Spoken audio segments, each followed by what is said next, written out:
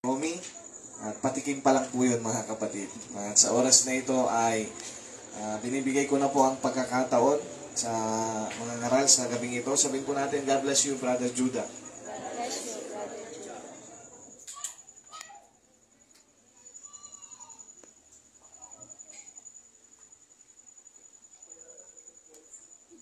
Yes, good. Ang tagal mga kapatid, isang buwan na hindi nagamit. Ay, ito mga kapatid. At palakpakan natin ang ating Panginoon. Praise God, hallelujah, hallelujah, hallelujah. Thank you, Jesus, thank you, Jesus. At bago tayo mag-start, hiniling ko po kay Pastor John. Ito po mag-pray. Tayo, dakila namin Diyos, na makapangyarihan sa lahat. O Lord, kami nagpapasalamat. Hallelujah sa iyong kabutihan, kadakilaan sa aming buhay at sa gabi nito, Panginoon. Kami ay makikinig na ng iyong mga salita. We pray, God, iganda mo ng aming puso-isipan sa iyong mga salita, Panginoon. At dalangin namin na ito ay magbunga muli sa aming buhay, Panginoon. At paguran mo ang mga salita ng banal na dugo ng kapangyarihan upang ito hindi magsinga ng kaaway at ito ay magamit din namin sa araw-araw namin pagbubuhay, Panginoon. Maging siyang gagamitin kay Brother Judah, using mighty sa kapulito, Panginoon. Gawang siyang makita ang kapangyarihan mo, ang gloria, Panginoon, ang makita at maramdaman sa God, we pray. Amen. Praise God. Sabi pa sa Ecclesiastes 3 verse 1, to everything there is a season and a time to every purpose under the heaven. Sabi po dito, Jesus told him, I am the way, the truth, and the life. No one can come to the Father except through me. And sa Isaiah chapter 45 verse 5, I am the Lord, there is no other God. I have prepared you, even though you do not know me. So all the world from east to west will know there is no other God. I am the Lord, and there is no other.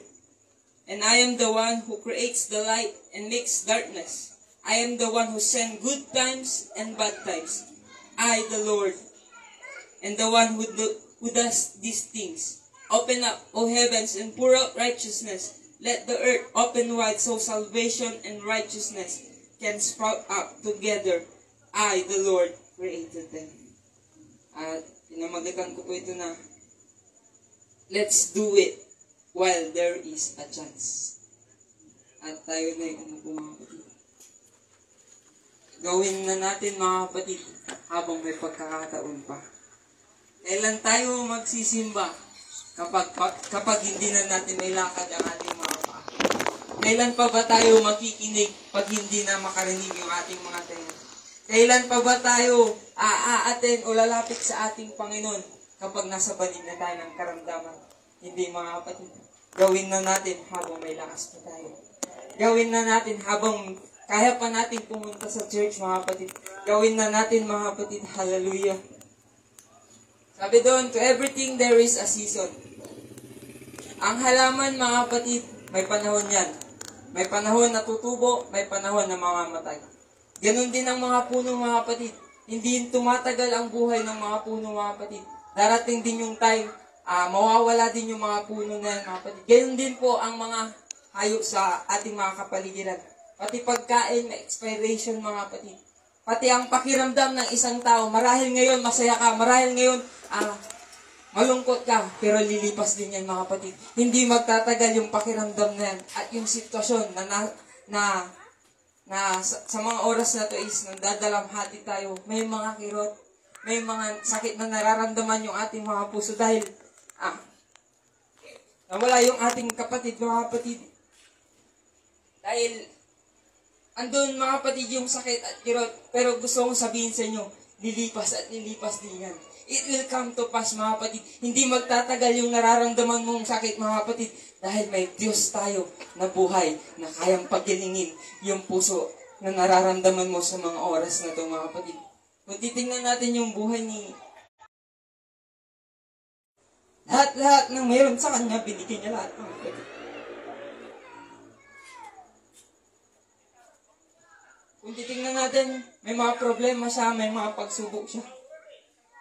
Pero, andun nakangiti pa rin siya mga kapatid. andun pa rin, tumatawa pa rin siya mga kapatid, na parang yung buhay niya is parang si Job mga kapatid. Na isang araw, nawala lahat ng sa kanya. Isang araw lang mga kapatid, nawala yung pamilya niya, nawala yung ari-arian niya, nawala lahat ng meron sa kanya. Pero anong sabi niya mga kapatid? The Lord gave it, the Lord take it away. Blessed be the name of the Lord. Sa ating mga Kristiyano, mga kapatid, we have a reason to rejoice, mga kapatid. Kahit gaano man kasakit yung nangyari, mga kapatid. Kahit gaano man kasakit yung mga dumanas na trial sa ating buhay, meron pa rin tayong reason para magalak. Dahil hindi tayo nagagalak dahil sa sitwasyon na ating nararamdaman. Nagagalak tayo dahil may Diyos tayo na kaya nating lapitan, na masasandalan natin sa panahon na tayo ay nanghihina. May tanong ako mga kapatid. Bakit pagpatay ng isang tao, maraming bulaklak? Bakit pagpatay ng isang tao, maraming bisita?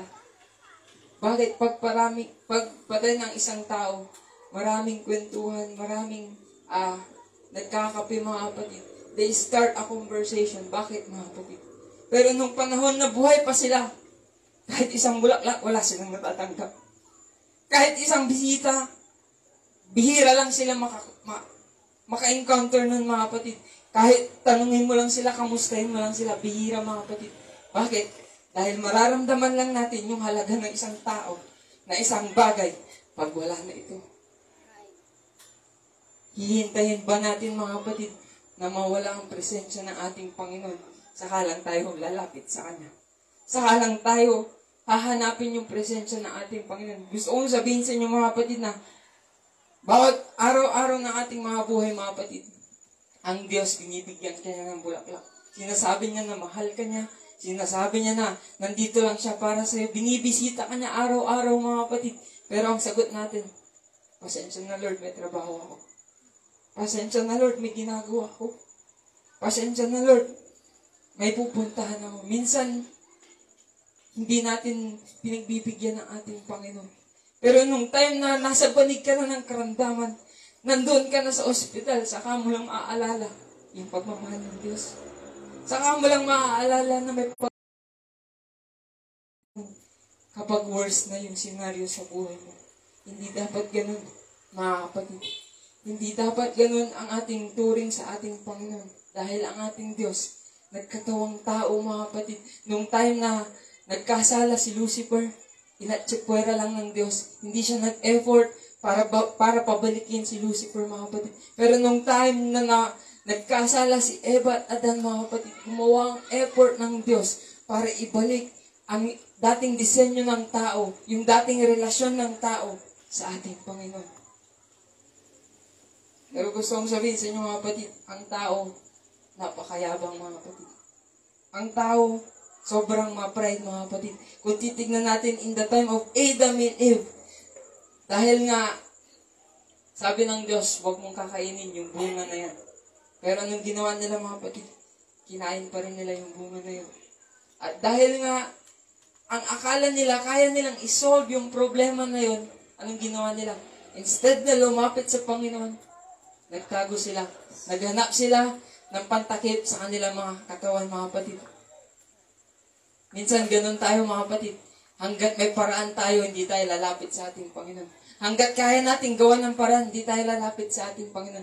Pero pag nagkabuhol-buhol na yung problema, patong-patong na yung kasalanan, sasabihin natin sa ating Panginoon, Lord, tulungan mo ako. Hindi ba tayo nagkakaroon ng guilt sa ating mga sarili? Na minsan, ini-tsapwera natin ng Diyos, pero pag panahon na nangangailangan na tayo, saka lang tayo lalapit sa ating Panginoon. Di ba masakit din yun sa ating Panginoon? Nung panahon na nandyan siya lagi para sa'yo, hindi mo siya pinapansin. Pero nung time na may karamdaman ka, saka ka lang lalapit sa ating Panginoon. Pero dahil sa kasalanan mga kapatid, mabuti pa rin ang ating Panginoon. God offer salvation.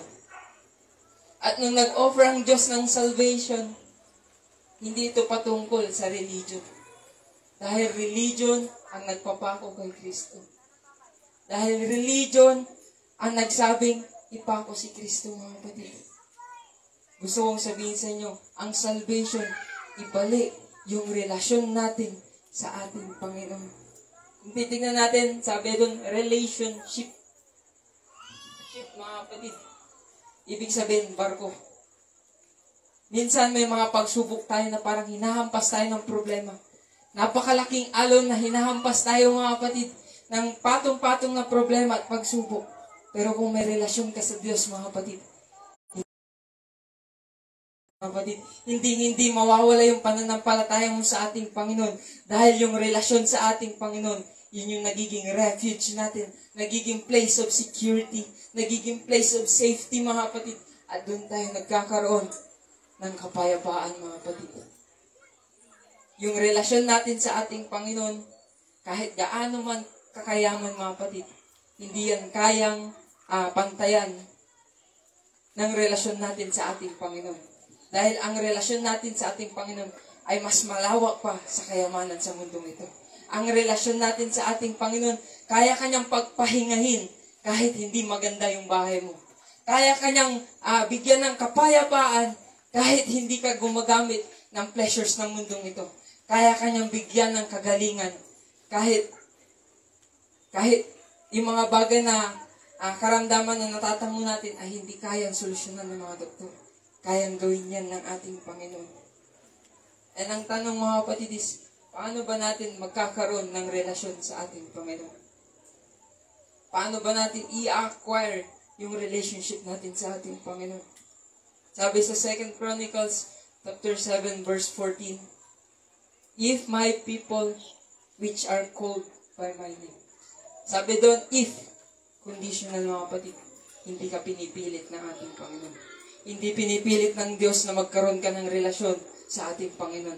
Ang gusto ng Diyos, yung volunteer ka na magpapakumbaba at lalapit sa ating Panginoon.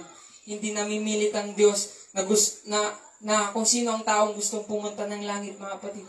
Hindi namimilit ang Diyos na gusto mong baptize, gusto mong ma-fill ng Holy Ghost, mga kapatid. Hindi namimilit ang ating Panginoon. Ang sabi ng Diyos, if my people which are called by my name. Gusto kong sabihin sa inyo, ang Father, hindi pangalan. Ang Son, hindi pangalan, mga kapatid. At lalong-lalo na ang Holy Ghost o Holy Spirit, hindi yan pangalan. Anong sabi sa Acts 4:12, mga kapatid? Wala nang kaligtasan. Wala nang ibang pangalan ang ibinaba sa langit na sukat na may liligtas ang mga tao, mga kapatid. At ang pangalan lang na ibinigay sa silong ng langit, mga kapatid, ay ang pangalang Jesus. Jesus is the name of the Father sa pasimula, mga kapatid, na lumikha ng langit at lupa. Jesus is the name of the Son na magpapalaya sa mga tao sa kasalanan, mga kapatid. And Jesus is the name of the Holy Ghost para ibalik tayo sa dati nating relasyon sa ating Panginoon. Hindi natin kailangan na mabautisman sa Father, Son, o Holy Ghost, mga kapatid. Ang kailangan natin, bautismo sa pangalan ng ating Panginoong Yesus. Upang mas lalo nating maunawaan, mga kapatid, kailangan nating magpakumbaba. Dahil pag hindi tayo magpapakumbaba, mga kapatid, hindi tayo susunod. Pag hindi tayo susunod, mga kapatid, anong silbi ng silyo o sinasabi ng ating Panginoon na mabautismohan ka? Ang kailangan ng Diyos, humility. Kung bibigyan natin sa other translation ng humility, ibig sabihin, surrender, mga kapatid. Diba? Masaya, mga kapatid, pag sinurrender mo yung laman ng puso mo. Ano man yung sakit niyan, ano man yung hatred na nararamdaman ng iyong puso, mga kapatid, pag sinurrender mo yan sa ating Panginoon, magkakaroon ka ng kapayapaan. Magkakaroon ka ng kapanatagan, mga kapatid, pag isosurrender mo yan sa ating Panginoon. Pangalawa is, if my people which are called by my name shall humble themselves and pray and seek my face. Hindi sinabing seek the hand of God. Minsan, mga kapatid, nagpipray tayo, kinukuha natin yung kamay ng Diyos. Lord, pagalingin mo ako. Ito yung kunin mo kasi ito yung kailangan. Minsan, inuunahan natin ang ating Panginoon. Pero sabi ng Diyos, seek my face. Saan ba nakalagay ang mga mata? Sa kamay po ba, mga kapatid? Di ba po? Sa mukha. Dahil alam ng Diyos lahat ng hinihiling natin, alam niya ang patutunguhan. Kaya gusto ng Diyos, hanapin mo yung kanyang mukha dahil nakikita niya yung mga bagay na hindi mo nakikita. Nakikita ng Diyos yung mga bagay na ikakapahamak mo at nakikita ng Diyos yung mga bagay na mas lalo kang pagpapalain, mga kapatid. Kaya wag natin pangunahan ang ating Panginoon. Lagi nating hanapin ang kanyang mukha, mga kapatid. Dahil sa mukha ng Diyos, doon natin mararamdaman yung tunay na kalooban niya, mga kapatid. Pangalawa is, turn in the wicked ways. Minsan, mga kapatid, yes, nag-pray tayo, pero babalik tayo sa ating mga ginagawa. Babalik tayo sa kasalanan. Minsan, mga kapatid, attend tayo ng church. Banal-banal. Pero pagkatapos ng Sunday, from Monday to Saturday, para tayong mga baboy, mga kapatid, hinugasan tayo ng ating Panginoon sa kanyang dugo, sa kanyang buhay, mga kapatid. Pero from Monday to Saturday, mga kapatid, sige, sa mancha. Para tayong mga baboy na kahit paliguan mo, mga kapatid, babalik at babalik sa putikan. Hindi ganun ang Kristiyano, mga kapatid. Ang gusto ng ating Panginoon, pag nagsisi ka sa iyong kasalanan, huwag mo na itong babalikan. Pag nagsisi ka sa iyong kasalanan, kailangan ng pagbabago, mga kapatid. Kaya nga ang Bible, mga kapatid, may 3 chapter, the ugly chapter, and the restoration chapter, mga kapatid. From Genesis 1 to chapter 2, mga kapatid, yun yung beautiful chapter. Bakit, mga kapatid? Dahil yung si Adan at Eva, mga kapatid, ay nasa garden ng ating Panginoon. At pag nasa garden ka ng ating Panginoon, mga kapatid, hindi mo mararamdaman yung karamdaman. Hindi mo mararamdaman yung stress. Hindi mo mararamdaman lahat ng mga problema sa mundong ito. Dahil nasa kalooban ka ng ating Panginoon. Dahil ang Garden of Eden, nandoon ang presensya ng ating Panginoon. At ang kamatayan, mga kapatid, nasa ilalim lang ng mga paa ng mga tao. Pero from Genesis chapter 3, pumasok ang kasalanan. Yun yung pinakapangit na chapter sa libro, sa books of the Bible, mga kapatid. Pero from Genesis chapter 4 hanggang Revelation chapter 21, mga kapatid, paulit-ulit ginawa ng ating Panginoon na ibalik tayo sa dati nating disenyo, mga kapatid. Pilit ginagawa ng ating Panginoon, gumagawa siya ng paraan upang magsisi ang tao, upang bumalik ang tao, upang lumapit ulit ang tao sa ating Panginoon. Paulit-ulit yan, mga kapatid, na cycle from Genesis chapter 4 hanggang Revelation 21. Hindi nagsasawa ang Diyos na patawarin ka. Hindi nagsasawa ang Diyos na yakapin ka, bumalik ka sa Kanya, mga kapatid. Hindi nagsasawa ang ating Panginoon. Gusto niyang i-restore ang bawat isa. Gusto niya magkaroon ulit ng relationship sa Kanya, mga kapatid. Kaya laging ginagawa ng ating Panginoon, pagpapatawad. At nung time na hindi na kaya ng mga hayop na takpan yung ating mga kasalanan, Diyos mismo ang bumaba sa lupa para tayo ay abutin sa ating mga kasalanan, mga kapatid. Kung titignan natin, dati ito yung buhay natin sa kamay ng ating Panginoon. At nung nalaglag yun, mga kapatid, yung panyo po ba kayang bumalik sa aking kamay, mga kapatid? Gusto mong sabihin sa inyo, hindi. Mismo ang Diyos ang bumaba para pulutin ang bawat isa sa atin. Mismo ang Diyos ang bumaba para pulutin yung ating mga karumihan, mga kapatid. Dahil hindi natin kayang pumunta sa ating Panginoon. Kaya ang Diyos ang lumapit sa bawat isa sa atin. Kaya wag saan na tayo magmamalaki na may nagawa na ako, may nagawa na ako. Gusto ko lang sabihin sa inyo, mas malaki ang ginawa ng Diyos sa krus ng Kalbaryo para iligtas ang bawat isa sa atin.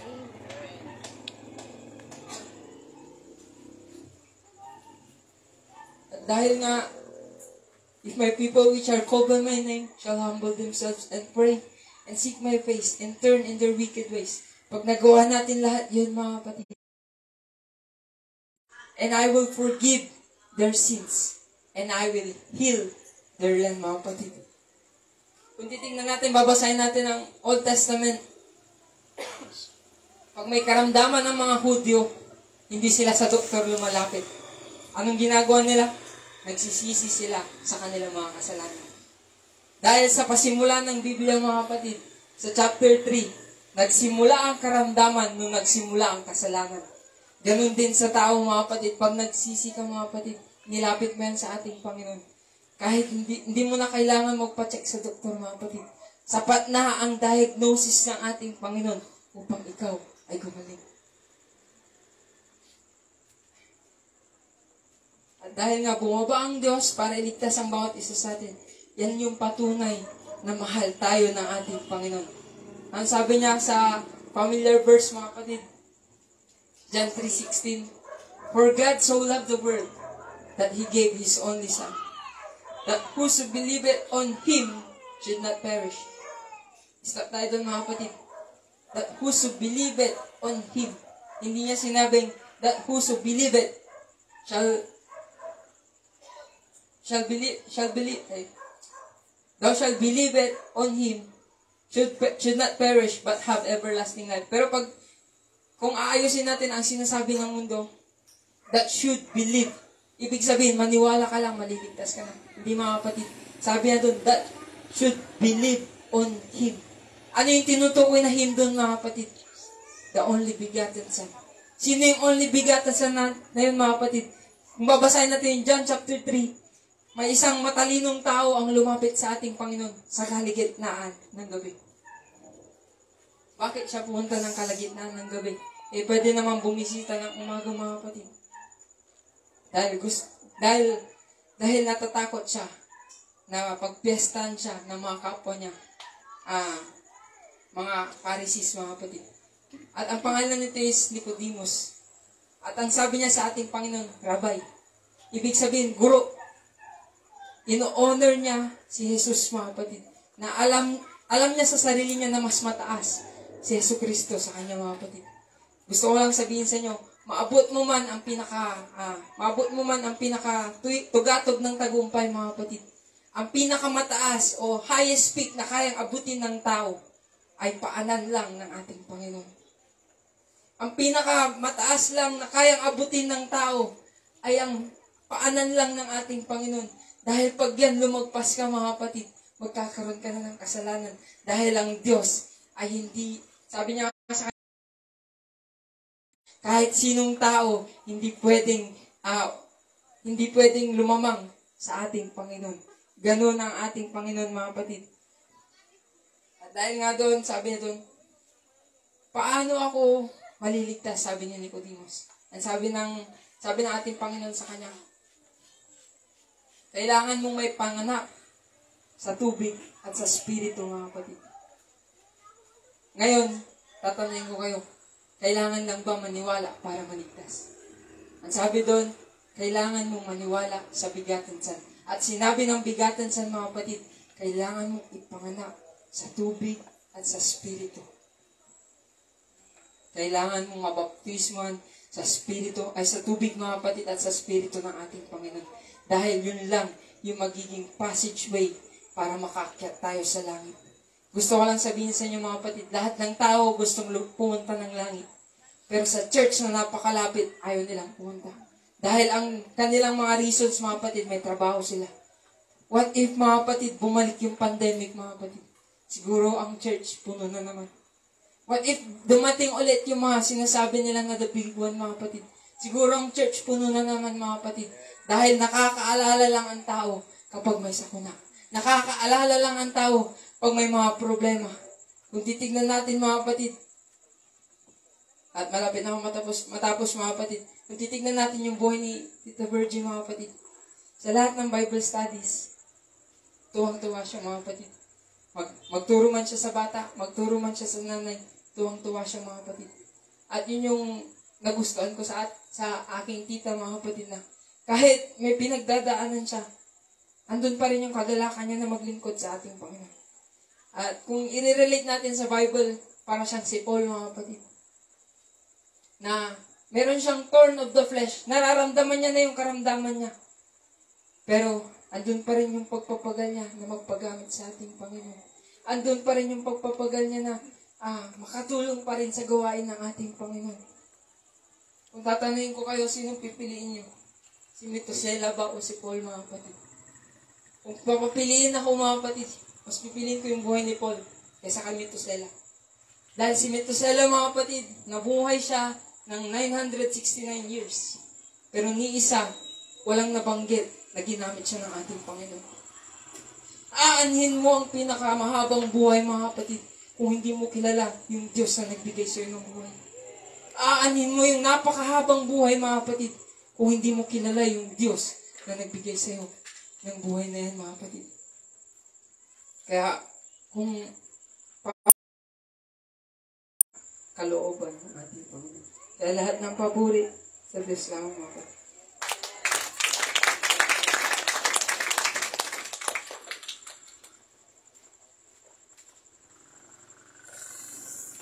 Purihin ng Diyos. Salamat, Brother Judah. Just do it while it is day, mga kapatid. The night cometh when no man can work. Darating tayo sa punto na yung katawan na ito manghihina. Gaya ng sinabi ng Ecclesiastes, praise God, na lahat ng bagay ay may kapanahunan. So hanggat malakas pa tayo, ibigay na natin yung buhay natin sa Panginoon. Dahil paikot-ikutin man natin yung buhay natin, mga kapatid. Praise God, dumating ka sa blessing, tapos bumaba ka. Babalik at babalik tayo sa Panginoon. Praise God. At sa ating pagtatapos, mawid muna tayo ng isang awit. Tumayo tayong lahat. The steadfast love of the Lord never ceases.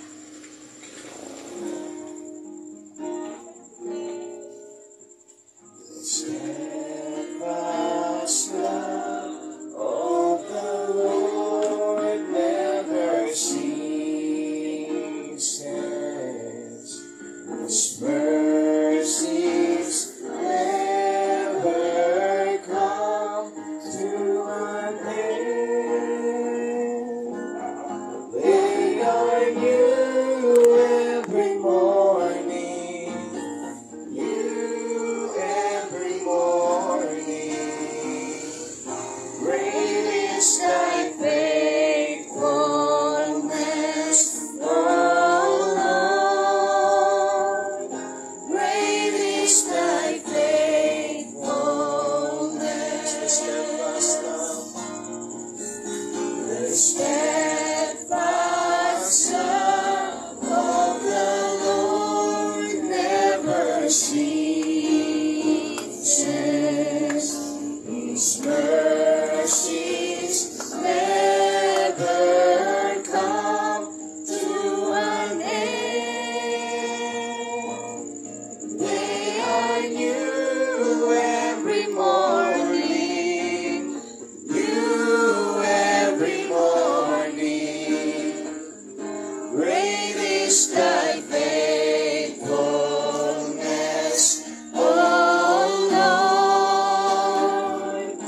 Great is thy faithfulness. Great is thy faithfulness. Praise God. Manalangin tayo sa ating closing. Pasalamatan. Hallelujah sa gabing ito, Panginoon, at salamat sa mga salita mo, paalala, mga correction na aming narinig sa gabing ito, Panginoon.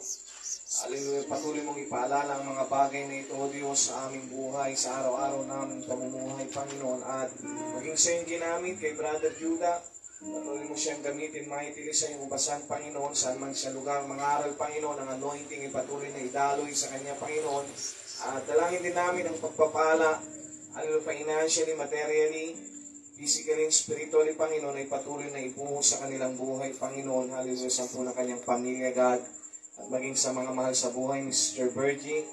Patuloy mo silang aliwin, Panginoon, ang iyong presensya, God. Comfort mo sila, Panginoon. Patuloy mong isupply ang kanilang pangangailangan, provide their needs, Panginoon. Provision ay patuloy na igawad sa kanila, Panginoon. At dalangin din namin, O Diyos, silyuhan mo, God, ang mga panalangin, alin na binitawan ng aming kapatid na ito na Sister Virgie, Panginoon, lalong-lalo na para sa kanyang buong family, Panginoon. Buksan mo ang kaligtasan, Panginoon, sa buong family ni Sister Virgie, God. Make a way, Panginoon, mangusap ka sa kanila sa vision man o sa panaginip, Panginoon. Kausapin mo sila, Panginoon, kayong bahalang gumawa ng paraan, Panginoon. Hallelujah, para sa kanila. Salamat, Panginoon, patuloy mo din silang pagpalain. Hallelujah, ang buong family ni Sister Virgie, pagpalain mo financially, materially, Panginoon, ang good health, spiritual na pagpapala, ay patuloy na ibuhos sa kanilang buhay, Panginoon. Salamat sa iyong kadakilaan. Ito ang aming samot na langin. In Jesus' name we pray. Amen. Praise God. God bless po sa inyong lahat. To God be all the glory.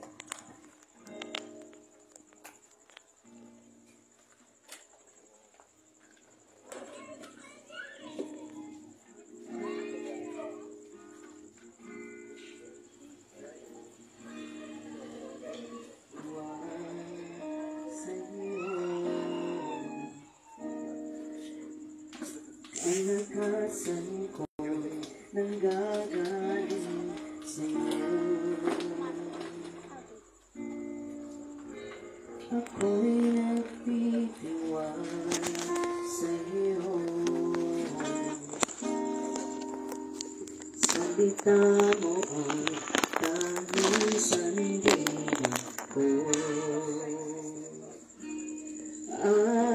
At anumang panahon, mabigat man ang maging sitwasyon, ikaw lang